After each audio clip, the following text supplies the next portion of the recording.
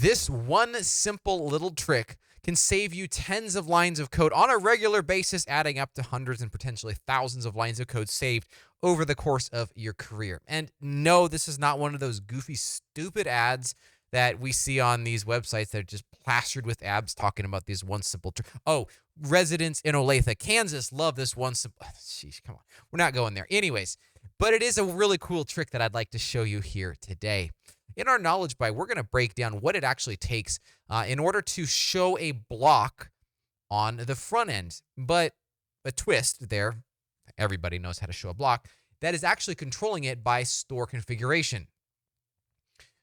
Pretty easy, right? Well, just create a view model or even the block itself and add a method that calls get store config. And nope, there might actually be an easier way to do it than that. So without further ado, let's jump into our question of the week. You are creating a block and need to make its display dependent on a system config value. What is the best approach to do this? A, in the layout XML block definition, add argument name is config enabled, and then the path to config. B, use ifconfig in the block definition like this. So we have an ifconfig attribute, or in the block class, create an isBlock enabled function that checks the config setting, then call it in the template to control the content of the display of the content. So 3 different options as normal. And just a quick plug here. Our Magento 101 course covers topics like blocks, where you can step it up into the next tier up, where we have the professional developer course. Links will be right above here. And you can see exactly what it involves as far as how to do this as well, but a much, much, much bigger picture than what we're going to talk about here today.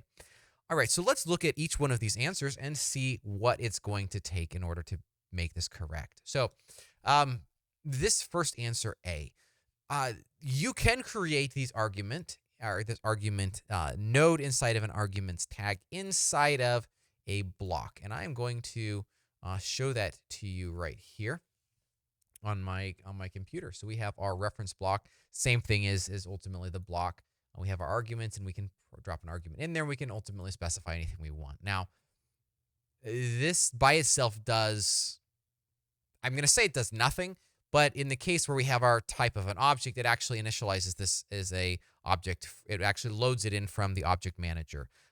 So you kind of can do something in this case, but not really anything past that. It's certainly not actually directly impacting the block that has been already declared. So A is a no-go. It's not presenting any value here. Let's move on to B. Use ifconfig in the block definition like this. So block name, we have our ifconfig. Now, I'm going to scroll up here on my computer, and I'm going to show you this. You'll see this is the correct answer, FYI.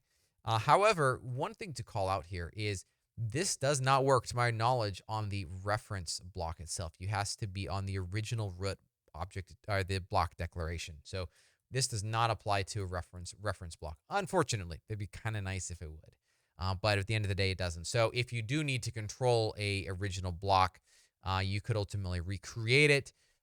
You could override the template at that point, and then you could also inject a child view model and take the C approach. But ultimately, this is about creating a new block, and so if creating a new block, you can use this line right here.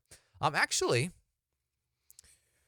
yeah, I was just thinking. It just occurred to me. I wonder if you could redeclare this. I don't think that would work. So, anyways, there's a couple of options if it is a previously existing block, but if it's a new block, you can use ifconfig, and that's the goal of this question. Then we have C. That's what I was basically talking about. We can create an isBlock enabled. Now, one big call out is we put this as actually Isaac that created this question in the block class. We would not put it in the block class, and that's kind of an extra shove away from this being a correct answer here. Is the block class we shouldn't be creating. Using block classes, we should be using view models instead. And of course, then we could put in isBlock enabled into the view model, which would work fine. But at the end